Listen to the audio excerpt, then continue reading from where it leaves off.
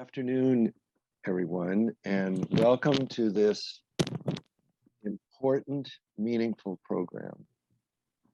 Our speaker, Lea Radziner, has been speaking for over 10 years to schools throughout Los Angeles, Burbank, and Glendale. And right now, you are witnesses to the Holocaust. And without further ado, it's my pleasure to introduce Ms. Lea Radziner. Hello, students. I'm so glad you're there and that you can witness and listen to these stories. I was a child survivor at the time, and I'm one of the survivors are dying out. So you're lucky that you still have this opportunity to hear from actual survivors.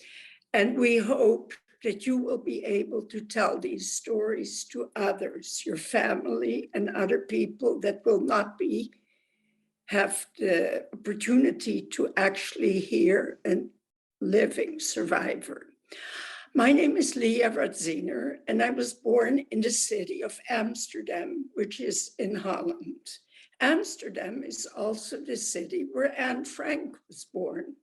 Well, she wasn't born, but where she lived during those years. She was born in Germany. So I was born, I hope that some of you have learned some Holocaust studies and you know a little bit about the history. I was born the day after Kristallnacht, which was November. I was born on November 10, 1938, a very bad time for being alive, for a lot of things were going to happen. When I was born in the Netherlands, which is the same as Holland, the war had not yet started. The war in Holland started in 1940.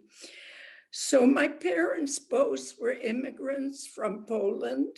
My father had come first. He was a tailor from Poland, Lodz, the city, and he came to the Netherlands. And I'm sure many of you, maybe your parents are also immigrants, so you can understand a little bit how it is for immigrants. So my father came, he was a tailor, he had a brother that had come years before, and they started making suits. In those days, you didn't go to the store to buy your suit. You had to make to measure. And slowly he started doing better. And he opened up a store. And just like your parents or many immigrants, your friends, you do not speak the language very well. So you try to find friends and partners that speak your language. In their case, my father's case, he spoke Polish because he was from Poland. Business started doing better. So of course he went back to Poland, and this was in the mid-30s, to look and see if he could find a wife from the same background. And he did. He found my mother. She was sort of an orphan. She had lost her father during the flu, the German flu, the Spanish flu. And her mother had died too, and she was very, very anxious to leave because things were not good in Poland. And it was bad even in the United States in those days. There was a depression that the world had just gone through. So my father met my mother, they decided to get married. And the following year, she followed him and came to Amsterdam. My mother helped. They had a store in the Jewish neighborhood. Now, Holland or Amsterdam did not have ghettos like some countries did. Holland had been free, and there was no anti-Semitism. That means that people were against Jews. Everyone was free, and you could live wherever you wanted to. However, Jewish people, as a rule, would live in a neighborhood where there were other Jews because it just made them feel better.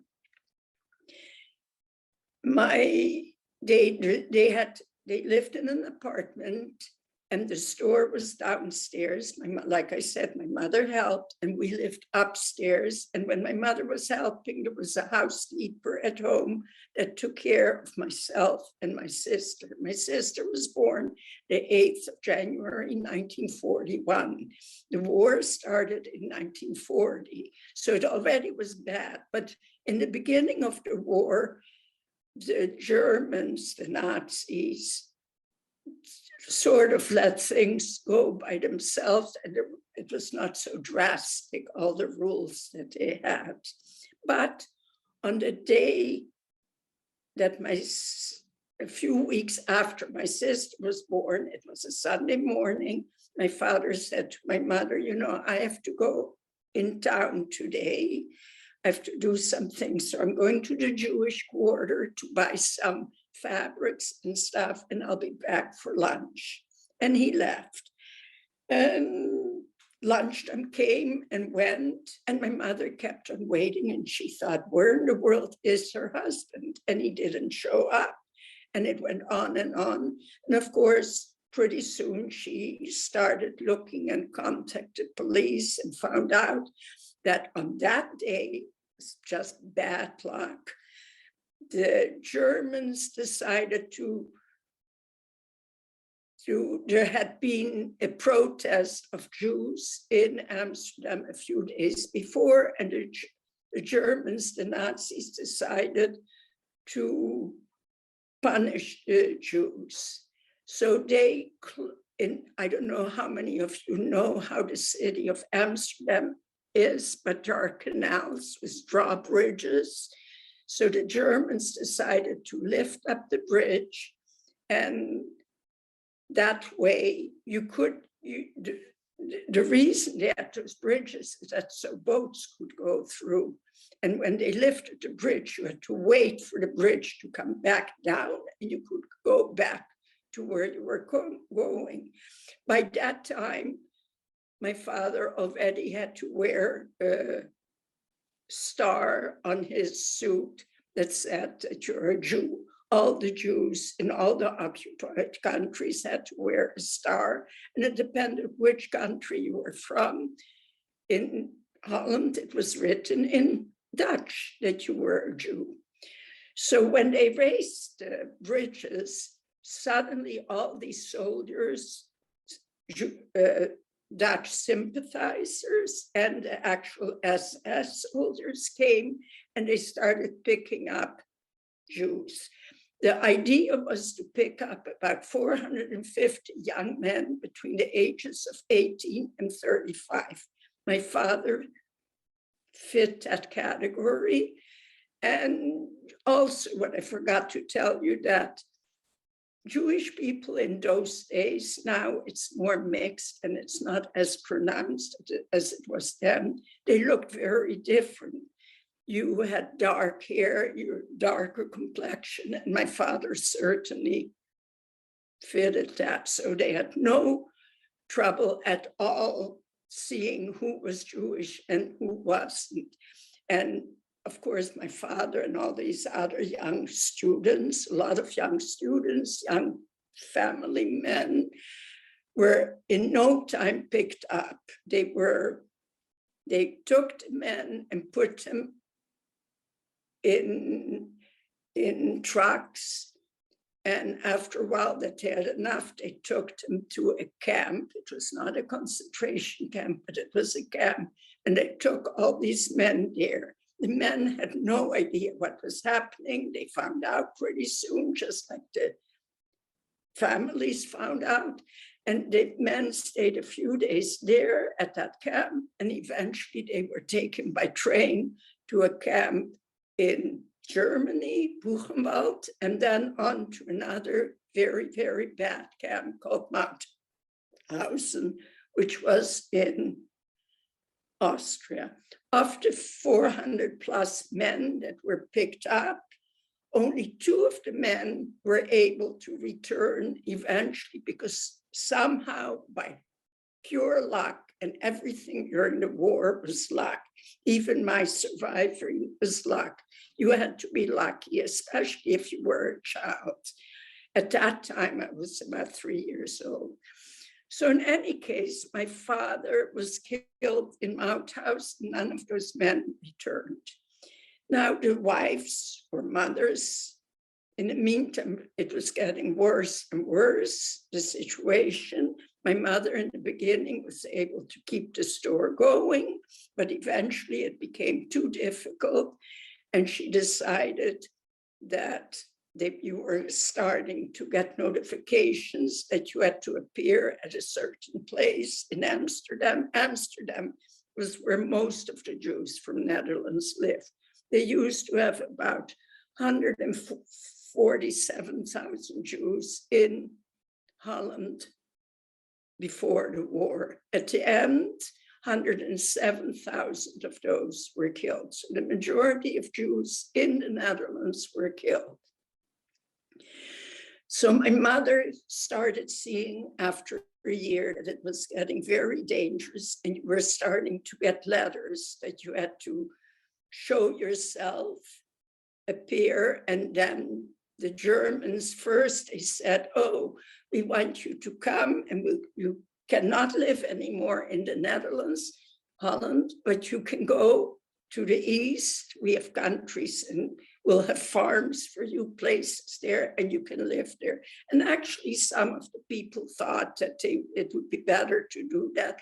And they prepared themselves and they took a train with the Germans' help, but none of those people that volunteered ever came back.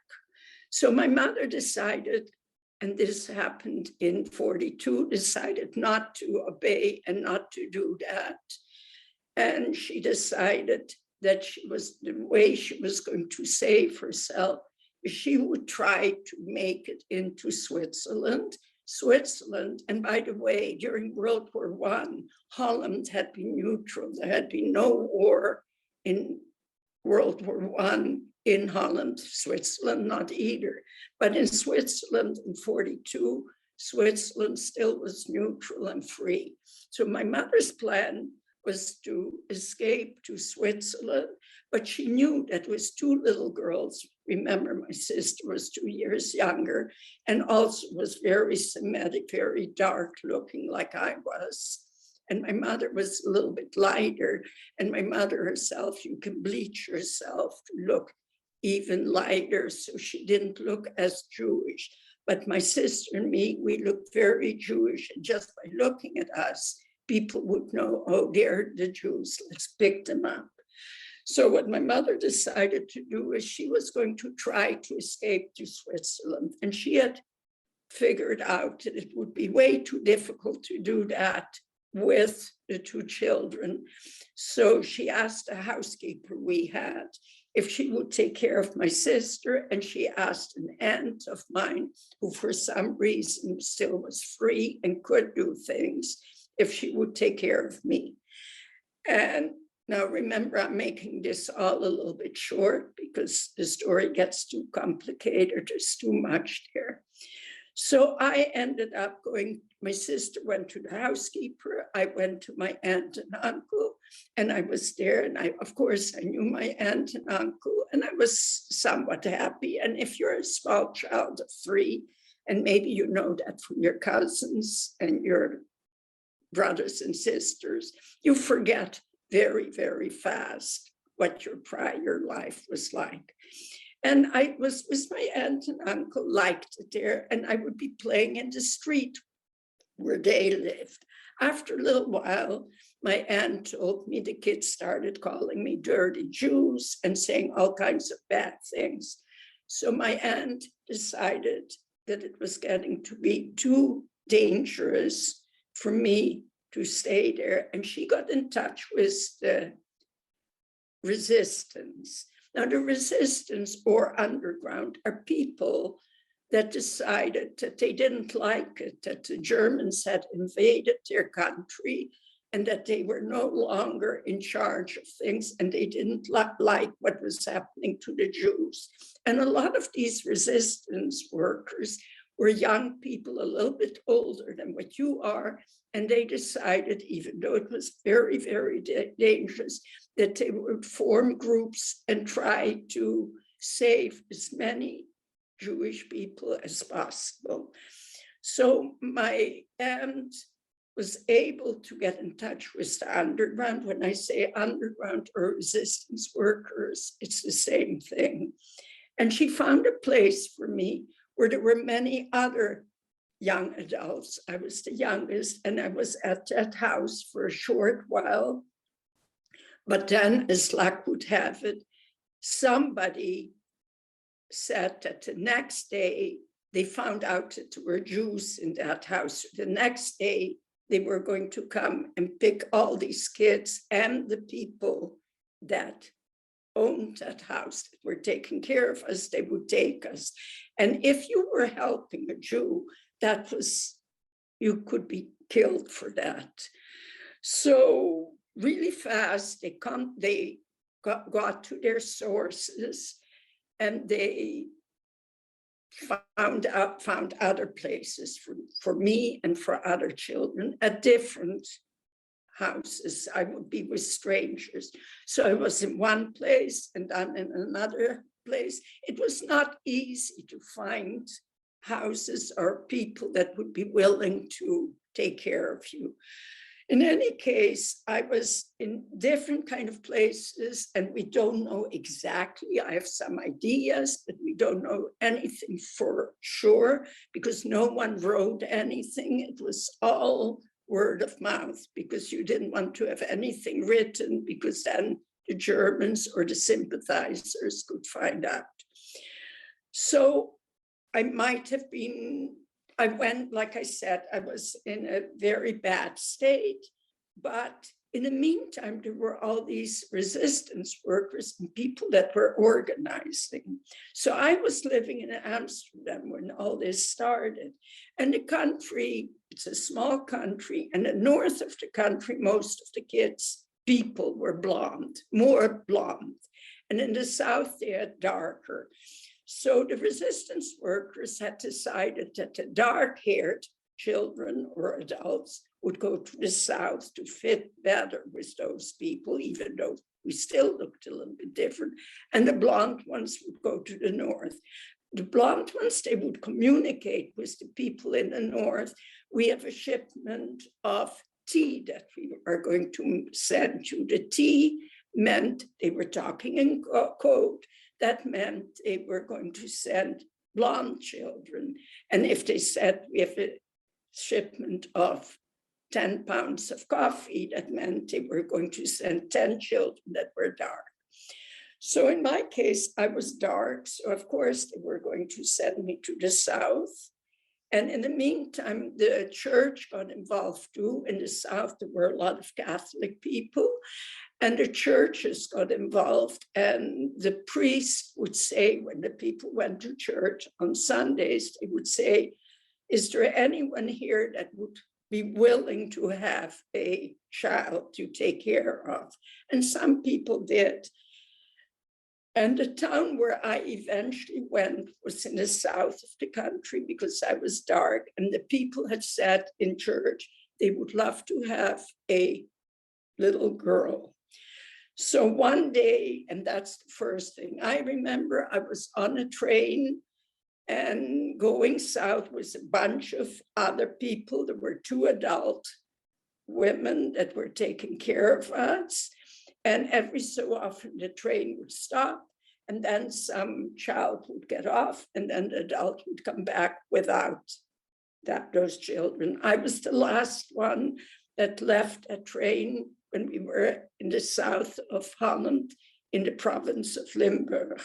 And there were some people, when we came there were some people that were dressed as soldiers or policemen, I don't remember.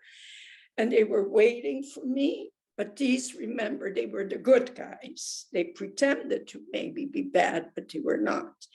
And they had worked it all out. And they brought me to a farm that was in the south of Holland in a town called Horst.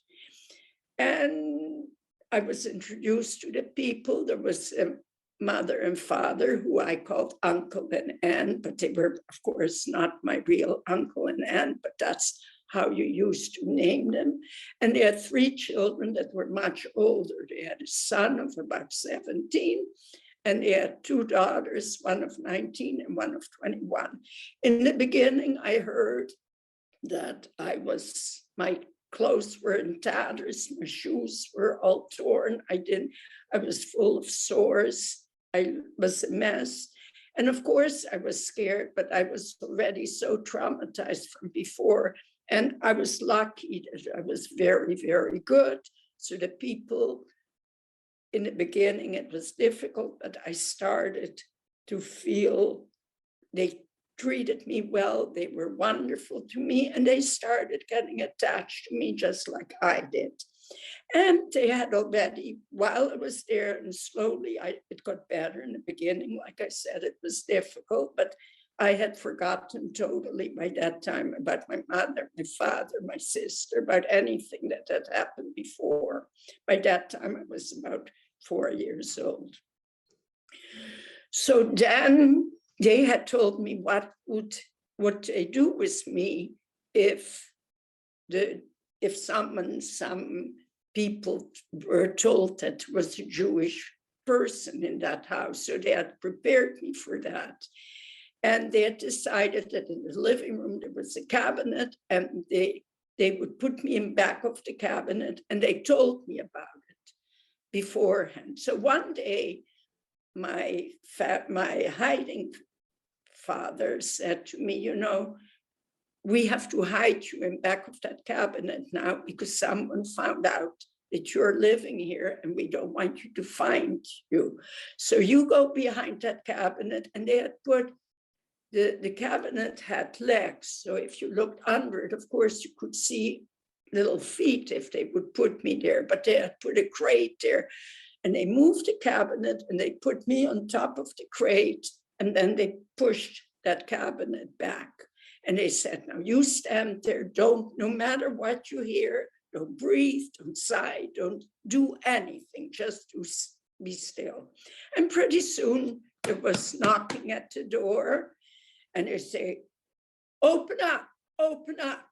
We know that you have Jews here. And they said, but we don't have anything. And they said, yes, you do. We have it from good sources. You better behave, because otherwise you will lose your house and you won't have anything, and your family won't have a place to live. But they kept on insisting that they didn't. And the house was a 2-story house. I lived in the attic with my hiding sisters, and it was a basement. So they went up the stairs and I could hear all that. And then they went down the stairs into the basement. They went through all the house, everything, and they kept on shouting, and they had put 2 revolvers on the head of my family and said, where is this person? Where is she? Or he, they didn't know. And they kept on saying, no, we don't. And they kept on threatening, and they kept on looking.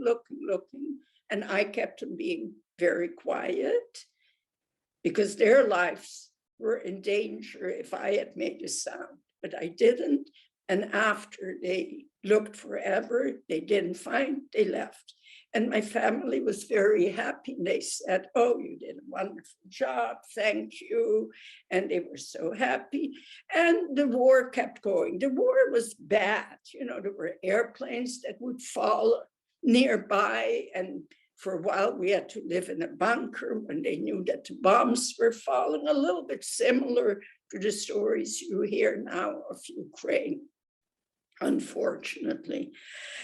And the war kept on going, but because I was being taken such good care of, I was less unhappy than what you might think. And we always had food because it was on a farm, and they were able to take care of, to grow things. We had a cow. I think some of the food that we grew, we had to give to the soldiers, to the Germans, but basically, I stayed in the house, but I had people that loved me, took care of me, and I was okay. then we came close to the end of the war.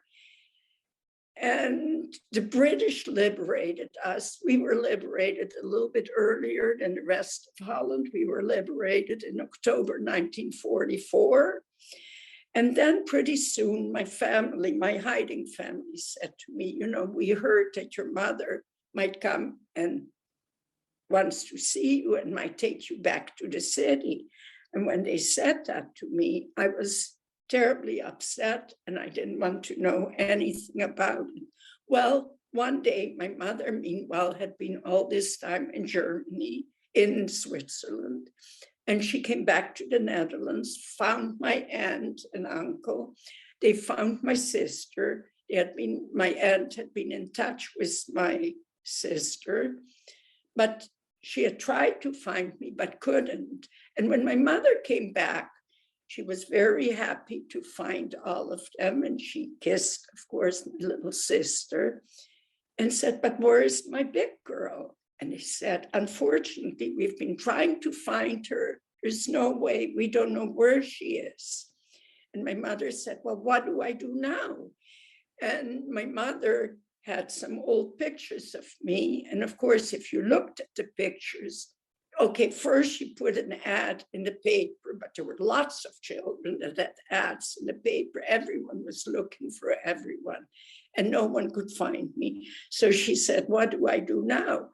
And they looked at the picture. She went to the people that had been in the underground in the resistance before, and they gave her the address of someone in the south of the country. And I told her, go there, maybe this lady, what's the name of the lady, maybe she can help you and find something.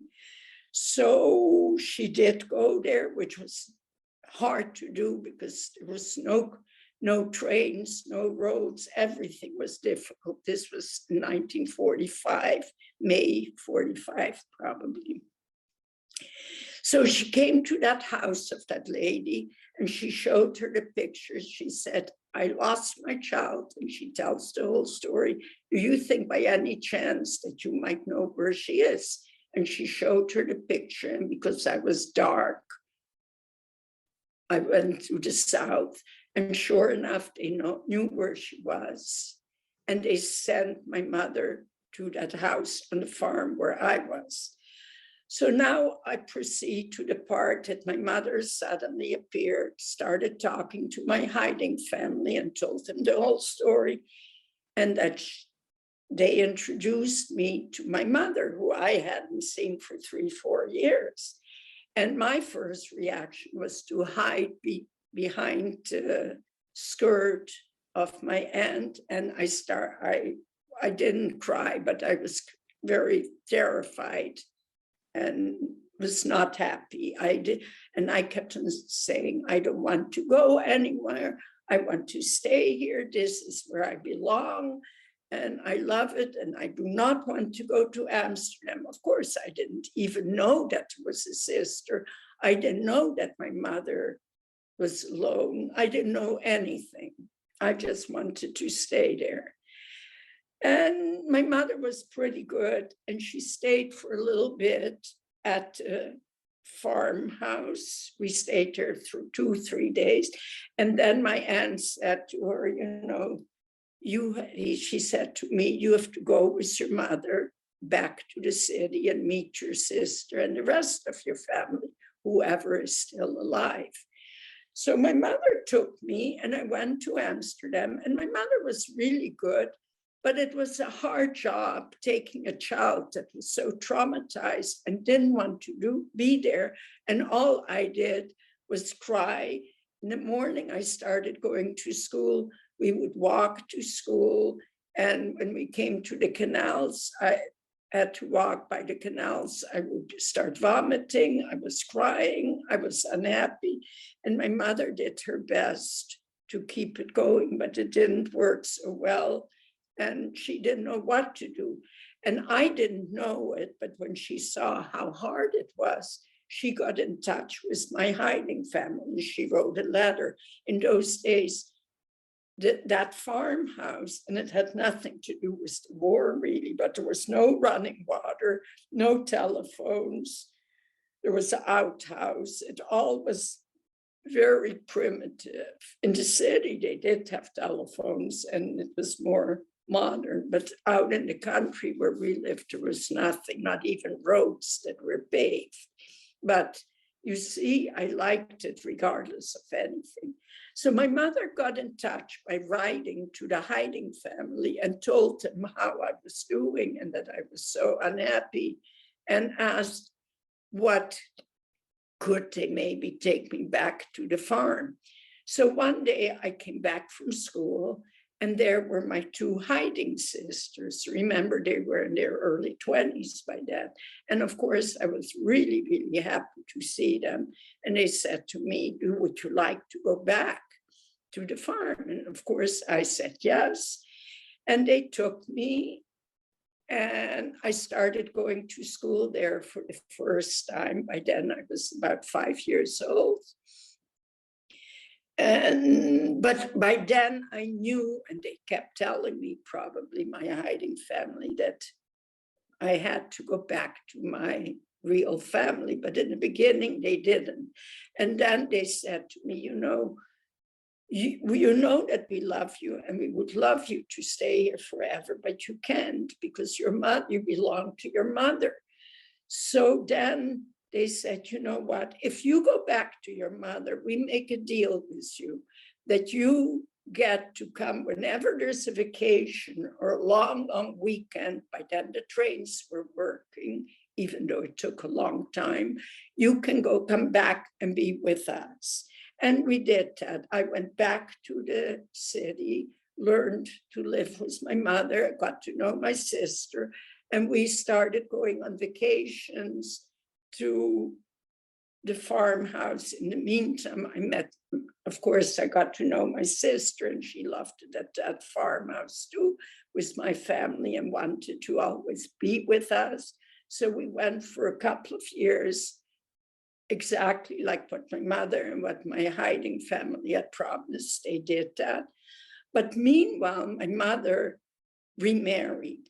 And if you're a child, and some of you might know that, you have no power. You have to do whatever your mother and father tells you.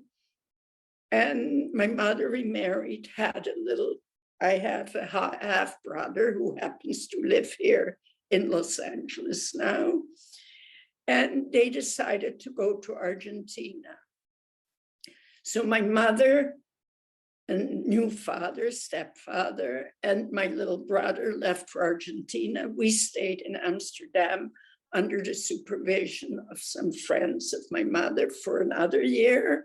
And after a year, we went to Argentina, where we had the brother of my father, who had lived in Holland, meanwhile had transferred and lived in Argentina, and we went to Argentina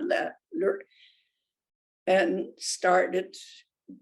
It was, of course, very strange, very different, because in Holland they speak Dutch, in Argentina they speak Spanish, and I had no clue we didn't know how to speak Spanish, and we were put in a strange class where we didn't understand anything. The people were strange, different language, different friends, because in the meantime, I had made friends in Amsterdam after the war at school. And Argentina was very, very different from what it was in Holland. But we lived there. We lived there for about 5 years. And by then, of course, I got totally used to everything, started speaking Spanish and went to school there. And then it's sort of complicated and hard for you to understand that. But we ended up, my mother decided she was going to leave my stepfather, and we went to Brazil. My sister, myself, my new stepfather, so this was my third father, and my mother, and my brother and his father, they stayed in Argentina.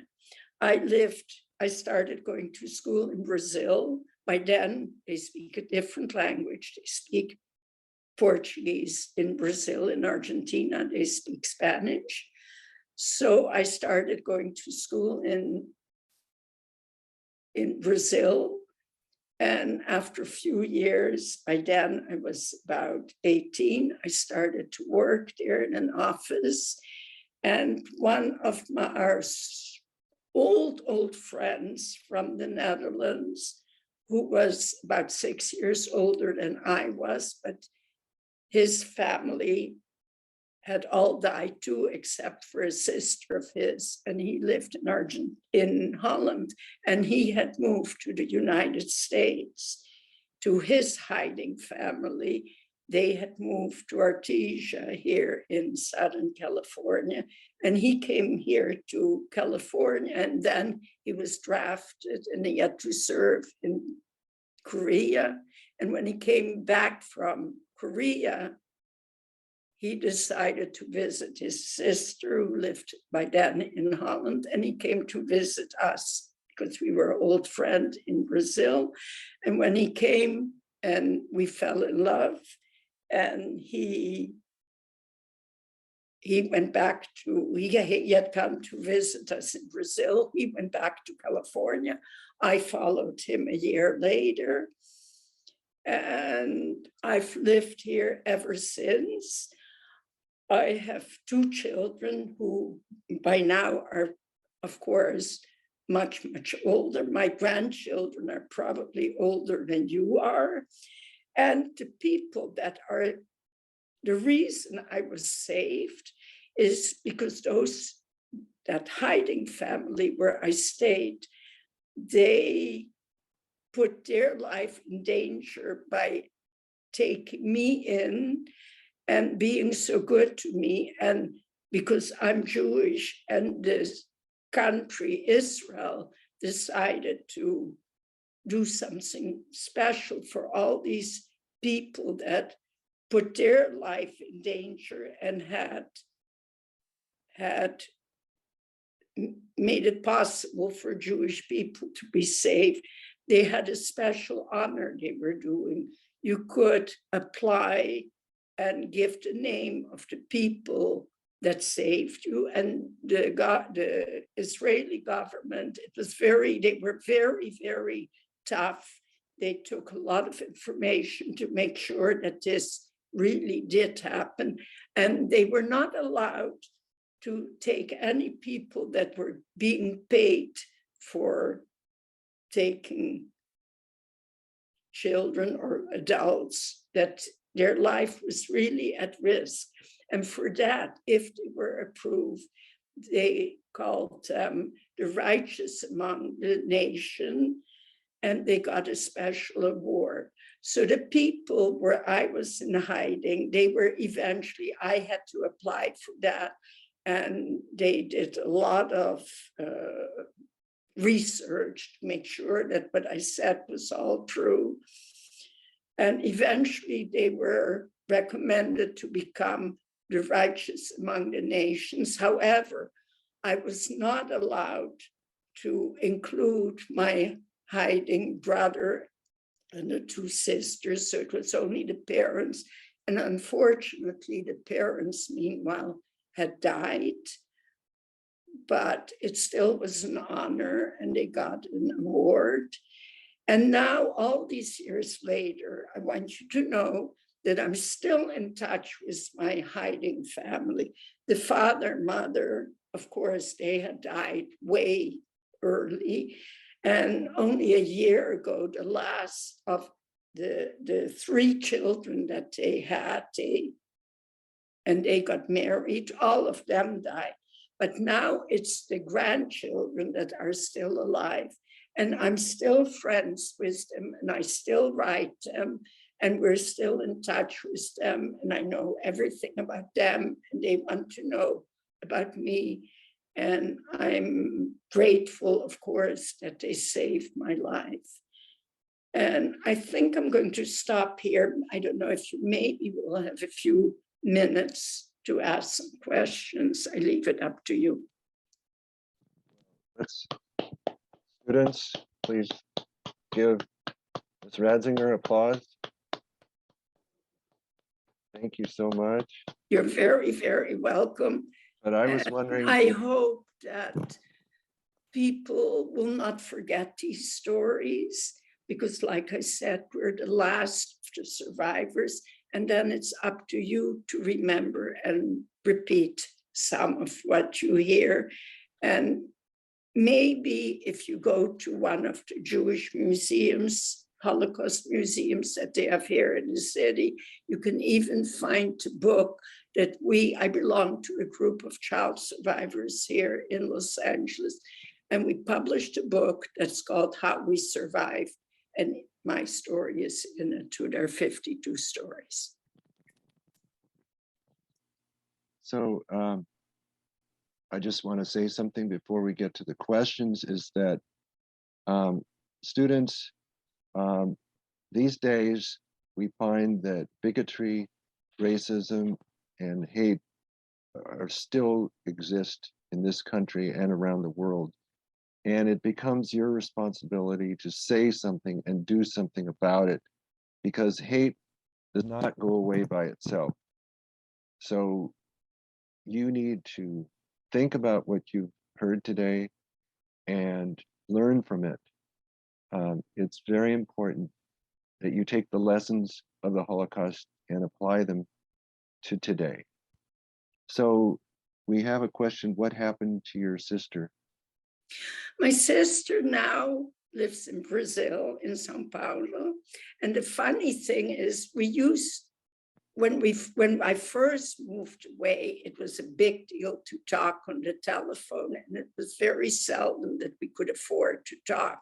Nowadays, we can talk for free with our iPhones, so we talk to each other all the time. But with the virus that we've had, the pandemic, we have not been together for 3 years.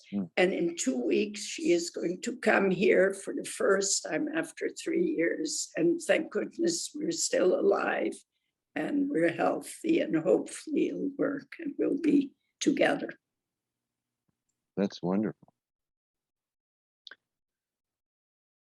Did your mother ever get to speak again to your real father before he was taken away? No, never.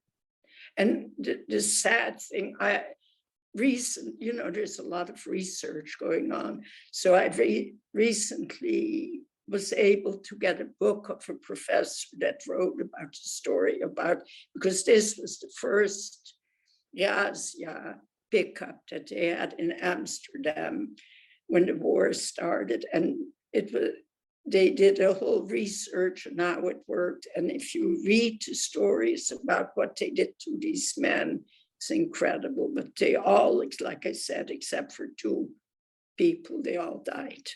They were all killed, I should say. So, well, just to let students know that my parents and grandparents escaped from Germany and survived the Holocaust. But my father told me one person can make the difference. And that's something to also think about. But have you been back to Amsterdam? Yes, I have been to Amsterdam various times, but not lately. And I doubt very much. If I'm lucky, maybe I will be able to, but I don't think so, because as you get older, traveling becomes harder and I don't see it. But I am in touch with some, of course, with my hiding families, and we talk by phone. How many languages do you speak? Okay, so I speak, and it's not so great, but I speak Spanish and Portuguese and Dutch. And did I say Portuguese? And I understand somehow German and Italian and some other languages. You want to speak for a minute or a few seconds in Spanish? Sí, cómo no. Yo fui a la escuela en Buenos Aires, viví ahí por 5 años, tengo un acento y lo sé. Oh, Okay. excelente, excelente. We have a question for you from the audience. How old were you when you went to your hiding family? Could you repeat that for us, please? I probably was about 4 years old. Excellent. And then the next question that we have, the last one, I think, how did your experience in the Holocaust shape who you are today? I think it shaped me a lot, that I have lots of fears. I'm not as confident as lots of children or people are, and it stays with you the rest of your life. I think I did pretty well, though. My kids went through LA Unified, and they did well. And my husband was a survivor too, and that helps, that he, so at home, he had his experiences, I had my experiences, and his hiding family moved eventually to Los Angeles. And my husband died, but I'm now still in touch with his hiding family who live here in the Central Valley. And he was one of those people that was blonde. So of course he was, after lots of difficulties, he went to the north of Holland, and he was the children that were blonde and were in hiding up north. Do you want to say some final words to the students? I hope you will be understanding of others, and that, that hopefully maybe you can be one of those people that can be good and help others, because even what's happening, you always need to be a bystander is not enough. You have to actually do things and help others and try to help and learn the stories, and hopefully you can repeat so their stories will not be forgotten. And thank you all for listening again.